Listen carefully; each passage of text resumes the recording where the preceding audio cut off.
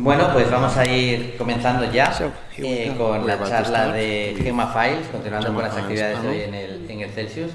Y la verdad que he de decir que estoy encantadísimo, primero, de que haya aceptado nuestra invitación, segundo, de estar compartiendo escenario con ella. En los últimos años ya veis que han ido pasando por este escenario algunos de los autores más brillantes de los últimos años del género del terror, y yo creo que Gemma se disputaría con ellos sin duda el primer puesto, porque me parece una de las voces últimas en este campo, más sorprendentes, más frescas, con un estilo más sólido, y que yo creo que realmente más me ha hecho, ya sabéis que yo soy, ya lo he dicho varias veces aquí, un lector tirando a nocturno. Decir, bueno, joder, es que no lo puedo dejar aquí, me voy a leer un capítulo más, no es tan largo, y esto haberlo dicho varias veces, una detrás de otra, con lo cual a mis ya naturales ojeras pues se sumaba una cantidad extra, cortesía de Gemma y de los desvelos que me ha provocado, ¿no? Como suele pasar, hablaremos un poquito de su obra, publicada en España maravillosamente por la biblioteca de Carfax. Pero quiero volver un poquito más para atrás a los orígenes, conocer un poquito cómo se volvió una de nosotros, y me gustaría saber ese momento, esa película de terror, ese libro de terror, esa historia de terror que no solo la puso nerviosa después de escucharlo, o la desveló o la aterrorizó, sino que le dijo, es que a mí me gustaría también hacer esto, me gustaría también contarlas. Okay. Thank you very much, by the way. That was incredibly flattering. I often say when I'm asked something like that much like Yukio Mishima, from an early age, my heart's leanings have been towards night and death and blood. And I was a kid that was always drawn to the dark, but it never took much to scare me. I could be scared by anything. And I remember, for example, one time I was in the line at the grocery store with my mother, and I read the back cover copy of The Survivor by James Herbert. And it scared the crap out of me. I couldn't sleep for a week. And eventually my mom was just like, stop talking, stop thinking about that book. You never even read that book. There's this strange kind of complicity that you have with the world when you are imaginative and suggestible. And, everything becomes a prompt for some awful story that you begin to tell yourself without wanting to. There are a bunch of different things that I've pointed to over the years and said, this was it, this was the first thing. Amongst those have been the Beast with Five Fingers, the short story about the crawling hand. The Grimm fairy tales, particularly a translation that was illustrated by Morris Sendak, and the story Mrs. Gertrude, which is a lesser-known Grimm fairy tale, but extremely creepy. And also The Phantom of the Paradise, which I saw late at night when I was really too young to be watching that. You see it today and you're like, this is so campy. This is so, it's like, no, I was scared crapless by that film. And I appreciate the fact that there are two places where The Phantom of the Paradise was very popular, even though it was pretty much an anti-hit worldwide. One was Saskatchewan, where it really affected Guy Madden, one of our weirder Canadian filmmakers. And the other one was Mexico City, where a fat 13-year-old named Guillermo del Toro came up to Paul Williams after a screening and said, "This is the best movie I've ever seen." And I was like, yeah.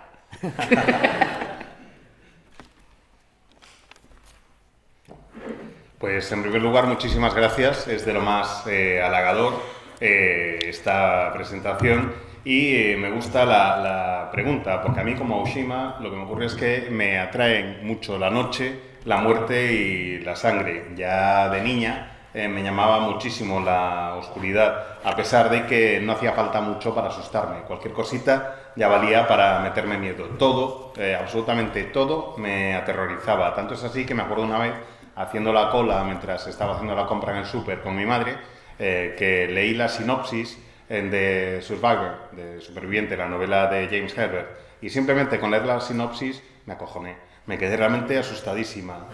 Estuve pensando un montón de tiempo en ese libro y me pasé una semana entera con pesadillas y sin poder dormir, hasta que mi madre me dijo: "Pero deja de pensar ya en ese libro, que ni te lo has leído". La verdad es que creo que la relación con el mundo, si eres una persona con imaginación y sugestionable, es un poco complicada a veces, porque todo te incita a contar una historia, a contarte una historia terrorífica y que te estás simplemente relatando a ti misma. Y eso es lo que me ha ido pasando durante toda mi vida. En cuanto a influencias en concreto, pues hay varias, hay cosas muy distintas a lo largo de los años. Entre ellas citaría The Beast with Five Fingers, la historia de esa mano amputada que va caminando. Las historias de los cuentos de hadas de los hermanos Grimm, sobre todo en una edición que se hizo, una traducción que se publicó en Estados Unidos con ilustraciones de Maurice Sendak.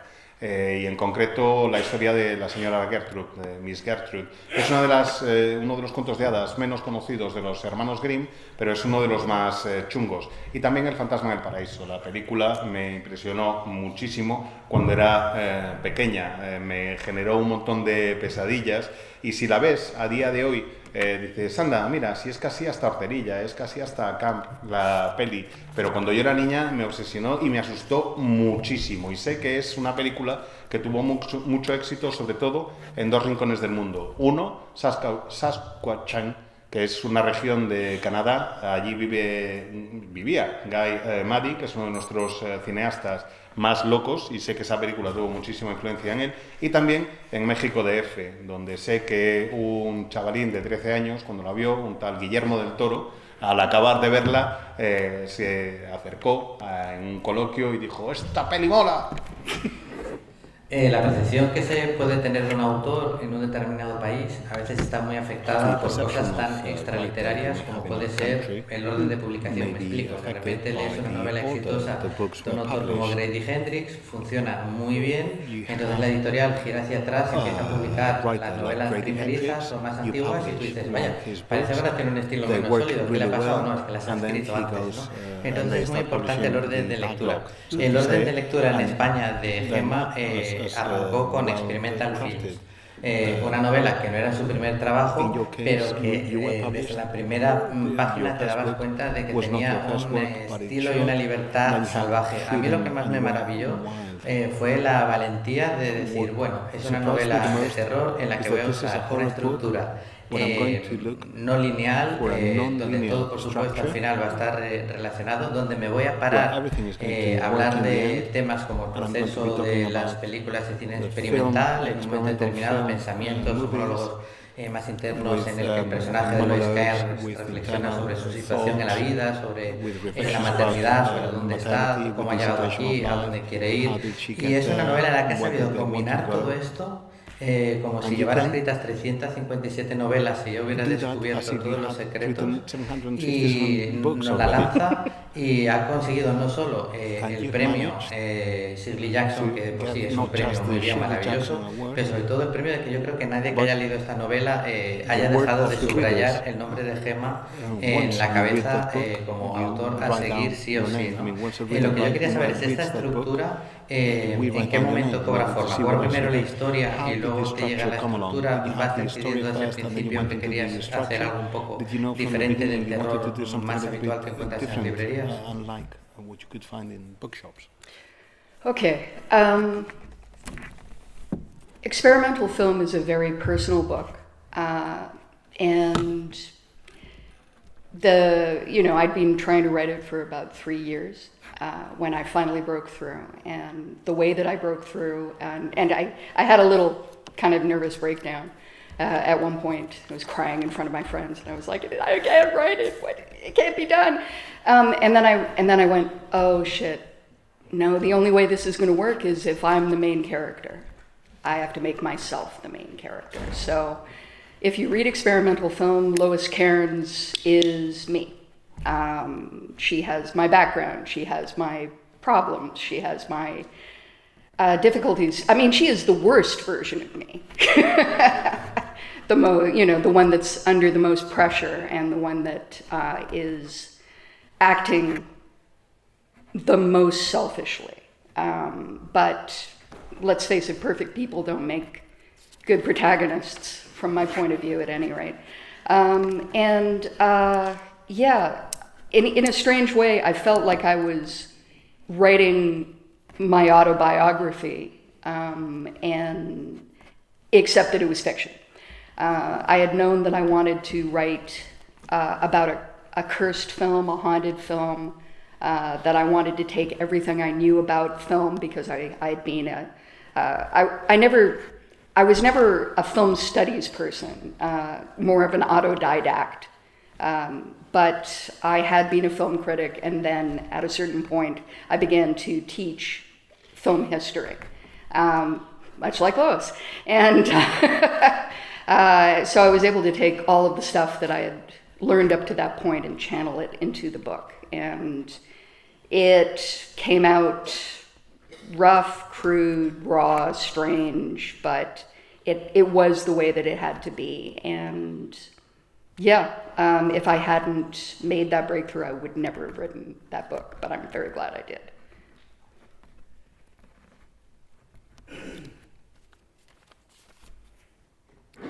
Pues lo cierto es que llevaba 3 años trabajando en Experimental Film y no conseguía sacar adelante la historia. Tenía parte de la estructura en la cabeza, sabía más o menos lo que quería contar, pero era incapaz de ponerme a hacerlo, y eso me estaba generando una ansiedad enorme, tanto que tuve un colapso nervioso delante de un grupo de amigos y de amigas, y me puse allí a llorar delante de todas esas personas, diciendo, es que no puedo, es imposible, esta historia soy incapaz de escribirla, no se puede hacer. Y de repente, mientras estaba en ese momento de colapso nervioso, dije, mierda, esto solo puede funcionar si yo soy la protagonista. Y efectivamente eso es lo que hice.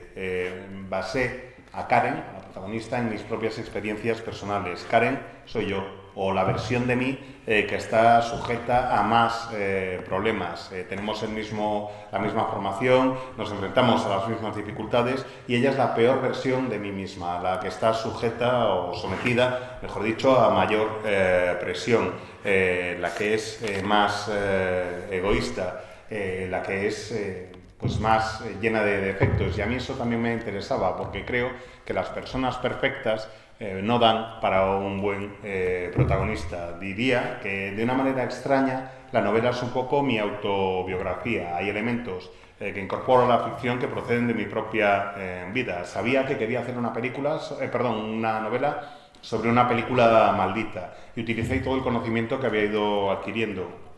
Aunque yo no he estudiado cine, sí soy autodidacta y he trabajado mucho tiempo como crítica de cine. De hecho, tanto es así que he acabado dando clase de historia del cine, y mi relación con las películas y demás pues es un poco semejante a la que tengo con los libros. En fin, el caso es que en esta novela decidí que todo lo que había ido aprendiendo a lo largo de mi vida lo iba a meter en el libro, y el resultado final fue algo bastante extraño, bastante crudo, bastante duro, pero es lo que tenía que ser para que la novela funcionara. Y creo que sin ese colapso nervioso no hubiera sido capaz de escribir ese libro. Estoy muy contenta de haberlo hecho. Bueno, ya me has contestado hasta qué punto era una versión de ti misma, aunque ya lo habías contado alguna vez antes. Yo lo que sí que querría saber es, ya que has reconocido que el personaje de Lois Cairns es una versión de ti misma, probablemente la imagen de la peor versión de ti misma, Y que yo creo que una de las mejores cosas que podemos hacer en la vida es aceptar nuestras aristas, ¿no? Y poder abrazarlas sin cortarlo, por así decirlo.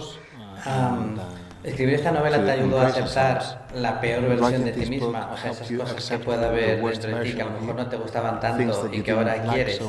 Y otra pregunta es, ¿en la vida real te hubiera gustado alguna vez ser Lois Kern sin ser capaz de ser más egoísta, es decir, a la mierda?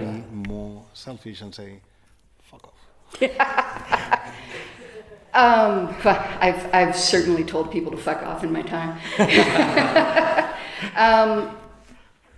Okay, so my son, Cal, is almost 20 now, and he has an autism diagnosis. And part of my journey with him was realizing that I could have gotten a diagnosis had they looked for A, autism in women, and B, Asperger's, at the time that I was having the worst time in my life, which was when I was around 8 to 11. And this is fairly normal for autism moms. It's like, yeah, whenever people go, gee, how do you think that happened? I'm like, well, a person who is autistic married another person who's autistic, and then they had a really autistic person, So part of the journey of writing experimental film was accepting that part of myself and saying, oh, wait a minute, maybe I wasn't just the biggest asshole in the world. Maybe I wasn't some kind of monster. Maybe there was nothing horribly wrong with me for most of my life. Maybe my brain just works differently. And I live in a world full of people whose brains don't work that way. I think about the way that I'm drawn towards monsters and complicated people and sociopaths and people who are abnormal, quote, quote. And it more and more, I realize that it's because I've always felt like that. I've always felt like the world around me was saying, Gemma, you're too much. You're too angry. You're too horny. You're too, you get interested in something and you just want to talk about it to the exclusion of everything else. Why can't you be polite? Why can't you be nice? Why can't you be kind? Why can't you're too sensitive, you're not sensitive enough. And I think a lot of people feel that way, whether they have a diagnosis or not. And I do feel that part of horror is having empathy for the worst parts of yourself, because you see them in the things that you're drawn towards. And there certainly during the time that I was growing up, there was this real feeling that if you wanted to look at dark things and you wanted to talk about dark things and you wanted to write about dark things, there had to be something wrong with you, because to do that means you're inviting things to become dark in your life. But I kind of feel it's like, I don't know, Madonna talking about having a dick in her brain. Just because I think about something doesn't mean I'm going to do it. But it makes me happy to know that if I did go ahead and do some of the terrible things that I have thought about over the years, I have a plan. I like to call it monster pride, sort of like mutant pride, just be proud. Be proud of the terrible possibilities, but don't act on them necessarily.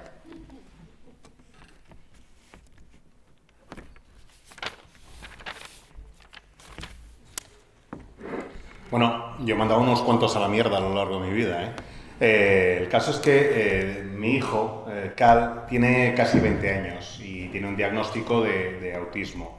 Mi viaje con él ha sido un viaje bastante arduo y un viaje en el que me di cuenta que las cosas hubieran sido distintas y hubiéramos tenido un diagnóstico antes, si hubieran dedicado a tratar de ver antecedentes de autismo, por ejemplo, en el caso de la madre, o ver si había rasgos del síndrome de Asperger. Si me hubieran preguntado acerca de la peor época de mi vida, igual se hubieran dado cuenta de dónde venía yo. Les hubiera dicho que el peor momento de mi vida fue entre los 8 y los 11 años. Y si hubieran comprendido que si una persona con autismo se casa con otra persona con autismo, es muy probable que tengan un hijo con un grado de autismo mucho más elevado, mucho más grave y severo.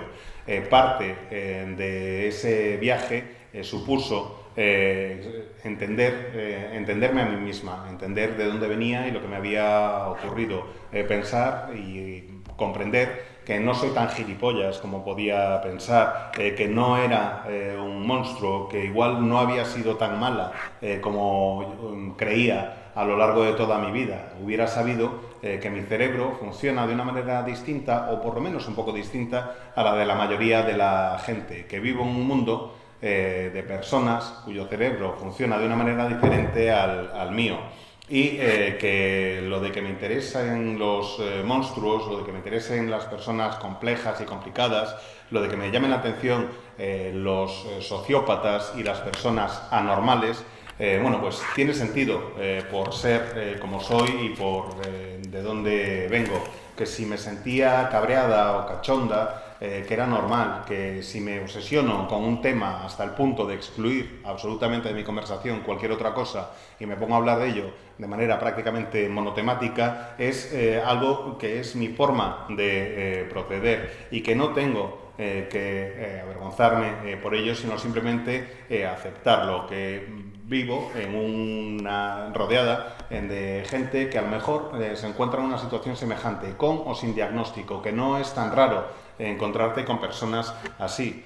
Creo que el terror, el horror como género, lo que hace es animarte a ser empático con lo peor de ti misma, que te puedas aceptar tal y como eres y que entiendas que te pueden atraer otro tipo de situaciones u otro tipo de personas. Que te guste la oscuridad y quieras escribir acerca de ella, no es que estés haciendo algo incorrecto, no es que estés invitando a que te ocurran cosas malas. Que pienses en según qué cosas no quiere decir que las vayas a llevar a cabo, como cuando Madonna dice que está todo el rato pensando en pollas. Pues no quiere decir que vaya a hacer algo al respecto. Lo que me satisface, a mí personalmente, es saber que si algún día decidiera poner en práctica todas esas ideas oscuras que se me van ocurriendo, por lo menos tendría un buen plan para salirme con la mía sin problemas. Creo, y a esto lo llamo el orgullo del monstruo, por así decirlo, un poco como el orgullo mutante, decir que estás contento de tener esas ideas en tu cabeza, pero que eso no quiere decir que las vayas a transformar en realidad. A mí que me ha tocado también ir a varios festivales de cine y ver una cantidad a veces exagerada de ellos, no sé, 1000 en un año, 1500 en un año, una locura así. Sé hasta qué punto te puedes realmente ver inmerso en esa vorágine y al igual que decía de volverse monotemático o algo, pues encontrarlo como tu terreno, no sé, de confianza, ¿no? Y el personaje de Lois, que mientras es consciente de que su vida está en un punto que no le agrada o se encuentra un poco estancada, encuentra en el mundo de estos cortometrajes experimentales algo que la obsesiona y que cree que de verdad va a encontrar su espacio de relevancia, y es la aparición de una película de una directora que se llama Iris Westcomb, que ella considera que puede ser la primera directora de cine canadiense. Y le da un hilo del que tirar, investigar, y bueno, eso pues como que le da también un sentido, ¿no? Esto sería un poco la trama, pero dentro de todo esto, algo de lo que se habla muy poco y que a mí en la novela me ha llamado mucho la atención, y prefiero que lo cuente ella para que yo no me pase y spoilee a lo mejor sin querer algo, es el concepto de la Casa Vinagre, ¿no? Ese lugar donde se rodaron determinadas escenas. Lo que es la Casa Vinagre me parece un escenario que no por el número de páginas que ocupa, pero sí por la construcción, por la descripción, por el ambiente, me parece que podría ser una de esas casas que podrían formar casi parte de la historia de las casas del terror, más que de terror. Yeah, the Vinegar House was a really key point for me. I wanted it to be, okay, it seems like a haunted house, but there's no ghost there per se. There's a lot of memories, and there's a lot of creativity, like the detritus of creativity. And, you know, Mrs. Whitcomb, who made the film that is central to experimental film, the series of films, really. Something happens to her when she's very young. She has what one could call a religious experience. She's touched by the numinous. She has a vision. And I thought about the idea of ecstasis in the Greek sense, a light inside your brain that creates a hunger to replicate something. And it's almost like, you know, she thinks she sees a God, and it's almost like she has to create her own version of that God. And I think that, you know, something to worship and something to, but also something to hopefully remove this thing from her head. And all of those impulses are ones that I've had myself in terms of my own creativity. Sometimes you have a thought that comes into your head and you're like, oh my God, that's amazing. That's the worst thing ever. And, and you just want to get it down on the page and show it to somebody else. Not just to scare them, but to infect them with your own vision. All of that is utterly central to not just experimental film, but pretty much every piece of work that I've ever done.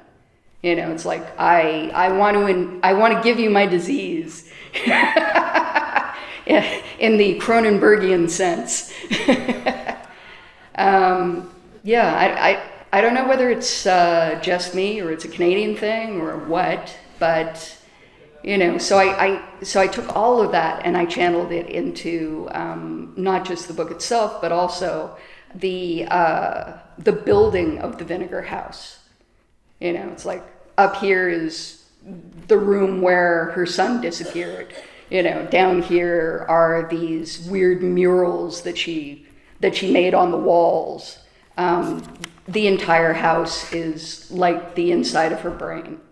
And yeah, you know, where did that come from? Well, it came from a lot of different places. It came from me.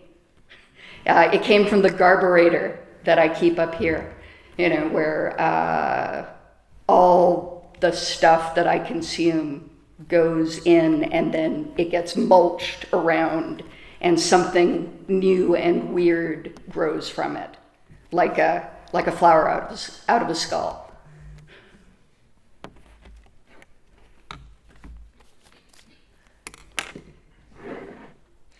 Bueno, desde luego la Casa Vinagre es un punto clave en la historia para mí. Parece una casa encantada, pero no es una casa en la que haya fantasmas. Es una casa donde hay recuerdos y donde hay elementos de creatividad, donde se encuentran realmente los detritos de la creatividad. Miss Wingham, la directora que crea la película, bueno, a ella le ocurre algo cuando era joven, tiene una experiencia casi religiosa, se siente como tocada por el númenos y siente el éxtasis en la acepción griega de la palabra, cuando se refiere a que hay una luz que te toca el cerebro. Y eso crea en ella un hambre, un ansia por replicar, por repetir algo que ha vivido. Ella ha visto un Dios y quiere generar su versión de ese Dios de nuevo, volver a tenerla ante él. Y hace todo lo necesario para tratar de no solo recrear esa sensación, sino al mismo tiempo lo que persigue es eliminar o limpiar esa mancha de su cabeza. Yo entiendo los impulsos que tiene, esos impulsos viven en mí y forman parte de mi creatividad. Creo que a veces tengo ideas que me parecen absolutamente increíbles y necesito compartirlas con el mundo. Quiero compartir esa visión que tengo de un mundo que a veces es peor. En fin, no pretendo asustaros, pero lo que quiero es contagiaros de mi enfermedad, contagiaros de mi visión. Es algo que es clave no solo en Experimental Film, sino también en todo el resto de mi obra. Es algo que me impulsa. Pretendo contagiar a todos aquellos y todas aquellas que lean mis novelas. Quiero enfermaros en el sentido cronenbergiano de la palabra. No sé si será una cosa canadiense o si es algo que me pasa solo a mí, pero el caso es que pretendo canalizar todo eso en mi obra, y en este caso concreto lo canalizo en la construcción de la Casa Vinagre. Ahí en mi cabeza la casa está perfectamente distribuida y concebida. Aquí está la habitación donde desapareció su hijo. Aquí está la habitación en la que ha pintado todos esos murales tan chungos y tan raros en las paredes. Esa casa es como el interior de mi cerebro. ¿Y que de dónde sale? Pues sale de muy distintas localizaciones, sale de muy distintas influencias, pero sale de mí, sale de esta especie de almacén que tengo aquí, donde voy guardando todo un montón de cosas y las voy triturando y haciendo pulpa, y luego se transforman en la historia. The other thing that I want to point out is that there's a sort of call and repeat thing throughout the novel. A chorus, and it's the phrase "do your work." You know, the goddess who's stuck inside the film exhorts people to do their work, to do the thing that makes them the best version of themselves. It's like a vocation, and you have to find your vocation or you're useless. You are, and not just useless to yourself, but useless to the goddess. And I was very interested in the idea of a muse that is possessive and vampiric. You know, it's not just this nice creature that, you know, comes to you and goes like, let me tell you a story. You know, it's this thing going, listen, if you don't do what I tell you to do, if you don't do the thing that you know you have to do, I'm going to cut your fucking head off.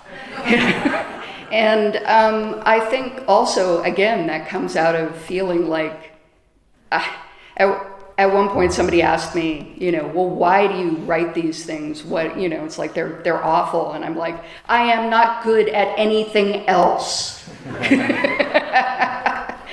I'm not good for anything else. And there is nothing else that is good for me. This is my vocation. And, you know, I think that too came into the book and drove it and became the thing that made me absolutely have to write it. And it's what makes me proud about it.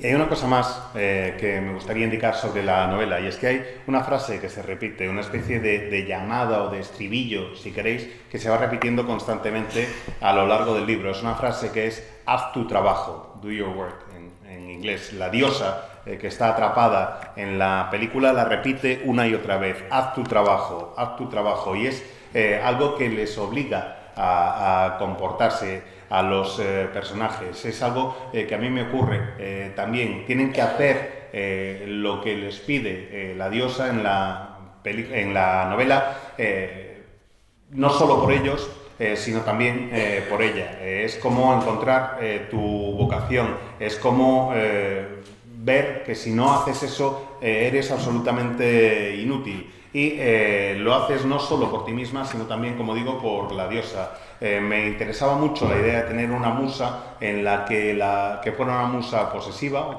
que ejerciera la posesión y que fuera también vampírica. No concebir la musa como una criatura amable que llegue y te dice, mira, te voy a contar una historia, sino que fuera alguien que dijera, o escribes lo que te digo, o haces lo que te digo, o te arranco la puta cabeza. Eso es lo que me inspiraba en la novela.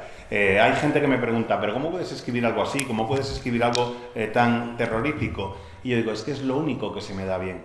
Es lo único que es bueno para mí y para lo que soy buena. Es mi vocación, es el tipo de historia que quiero contar. Y yo creo que eso también está presente en el libro, que está presente en todo lo que escribo y es algo de lo que me siento orgullosa.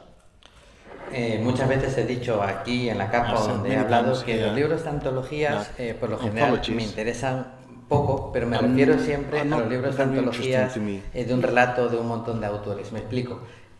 Por supuesto vas a poder encontrarte un montón de cuentos buenos, pero por lo general tengo más la sensación de que es el editor diciendo, bueno, si pongo todos estos nombres juntos y me dan algo que tengan por ahí, con que los fans de cada uno de estos escritores compren unos cuantos libros, pues ya va a ir bien. Yo ya saco un poco y mira, siempre van a encontrar un libro que les guste. Y cada vez me interesa menos, pero desde siempre una de las cosas que más me han gustado son los libros de antologías de un único autor, porque sí que creo que de verdad es una ventana más directa a veces que una novela, pues a su alma creativa en un principio, y me atrevería a decir que un poco a su alma personal, ¿no? Y este año en las lecturas preparativas del Celsius he tenido muchísima suerte con las cosas que se están publicando de antologías de un solo autor. Ayer presentaba la de José Luis Pascual, que me puede parecer la mejor que se hizo en castellano este año, y las dos antologías de relatos que se han publicado en España de Gemma Fais, la de Esto no es para vosotros y la de En este infinito nuestro final, me parecen demoledoras, me parecen de lo mejor que se puede leer sin ninguna duda,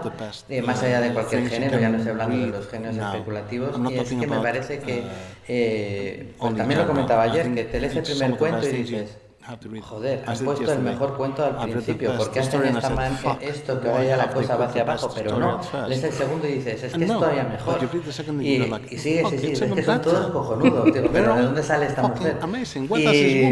Y yo lo que quiero saber es, precisamente, ayer comentaba el autor de la antología española que mencionaba, que lo importante es, tú tienes muchos relatos y esperas a que tengan una unidad, ¿no? O sea, que haya un hilo conductor que les dé cuerpo de antología. Entonces yo quiero saber, en el caso de Gemma, ¿cómo funciona? De repente dices, voy a hacer una antología, te pones, escribes el número necesario que sean, tú tienes un montón de relatos, es que todos estos me doy cuenta que conectan. Cuéntanos un poquito cómo se forman tus antologías, cómo decides qué cuentos van para cada una. Okay. The way it usually works for me is that other people ask me, editors, and people who are compiling anthologies. They're like, Ellen Datlow, for example, got in touch with me fairly recently and said, okay, so I'm doing this thing. It's about night and day. And you can either do a story about night or about day, but I would prefer you to do night because everybody else is doing day. And I'm like, okay, great. She's incredible. Anytime she asks me for something, I'm going to do it, even if I have to pull it out of my ass at the last moment, because no matter what, it's always worth doing. As a result, I have written a lot of short stories over like a 25-year period. I think I've written like almost 150 short stories. And when I put my collections together, they tend to fall into two different categories because I write two different types of stories. One is dark and urban and usually set in Toronto and closer to my lived experience than not. And the other is really weird. So stuff that's set in a different historical period and it's super poetic and kind of dense and, you know, full of myth and weird and oddness. When you look at In That Endlessness Our End, for example, that's mainly composed of stories that I wrote coming up to 2016. And the funny part is that the pandemic had not happened yet, but there was a real creeping dread that things were going to turn bad and they would just keep getting worse. And yeah, there you go. Obviously I can see the future. But yeah, so when you look at that book, I think what you see is the pre-pandemic feeling, the feeling of Trump coming out of nowhere and just seizing power and fake news and, I have never seen things change that fast before. It's like when I was young, it was fun to think about the end of the world. I remember it was like, oh, everything's, around the turn of the century, at the turn of the millennium, it's like, yeah, it's all going down in the shitter, whatever. And 2 years later, the Twin Towers come down and you're like, oh no, this is actually happening. And it's just been this slow creep since then. So, so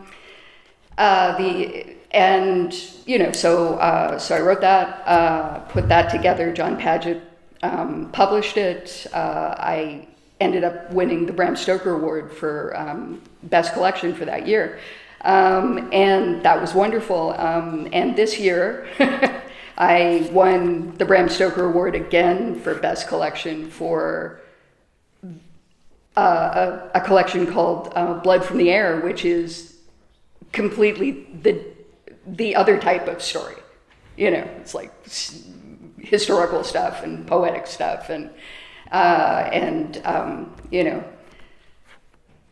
zombies and and stuff like that. And I felt like a real asshole because I didn't even show up to StokerCon this year because I was like, oh yeah, I got. Sure, they nominated me, but there's no way I'm going to win again. Wow, I felt like an idiot. But so it's always one or the other, and that's the way that I organize things. It's like what kind of, what's the thread, what's the tone that sticks all these things together. Does that answer the question? Yeah, okay, all right. Because I only write two different types of stories.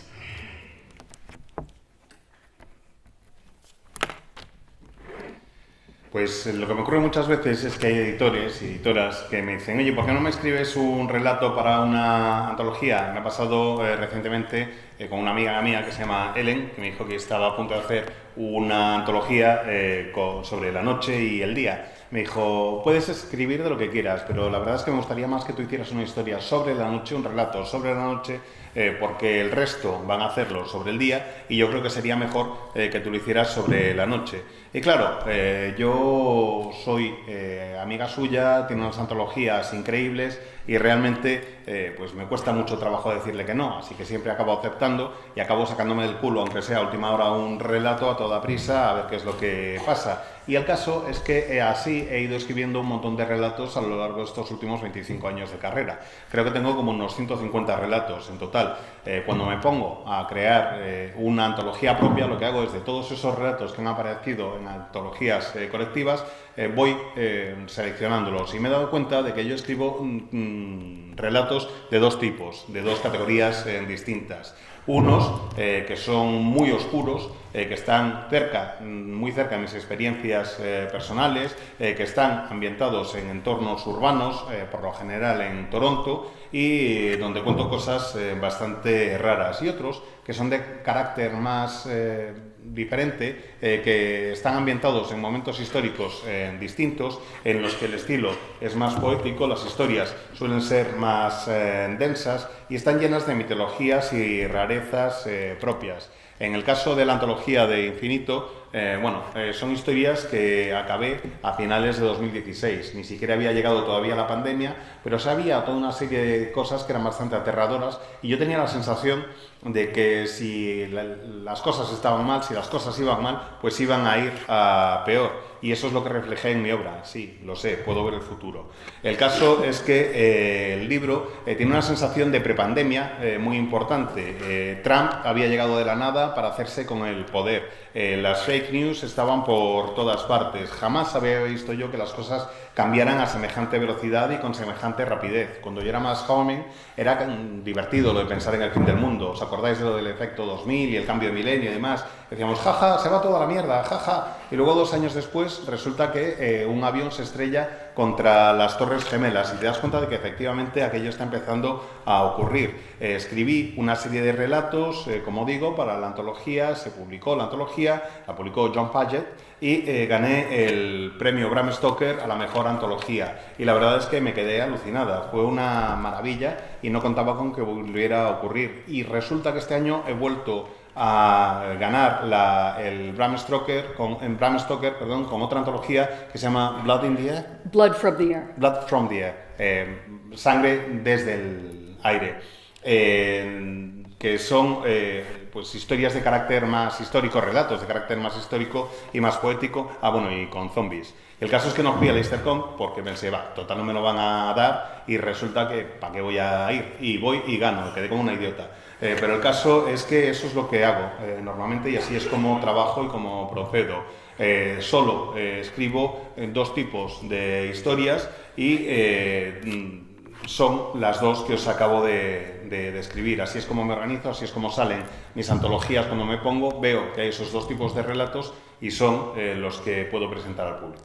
Pues antes de que salte arriba, porque en un minuto presento y me empezarán a echar en falta, decías, es increíble lo rápido que pasa el tiempo cuando lo estás pasando bien. Nosotros sabíamos que iba a ser imposible tratar en la profundidad que merece la obra de Gemma, pero sí que queríamos darles una pincelada porque sabíamos que en cuanto la conocierais, como nos ha pasado a nosotros, aparte de por su obra, lo oyerais hablar de su obra, ya estaríais enganchados como seguro que estáis. Lo mejor que podéis hacer es un regalo que os recomiendo que os hagáis, es sumergiros en su obra. Yo espero impaciente que el resto de sus trabajos inéditos, incluida esa trilogía de Western Weird, aparezca en España.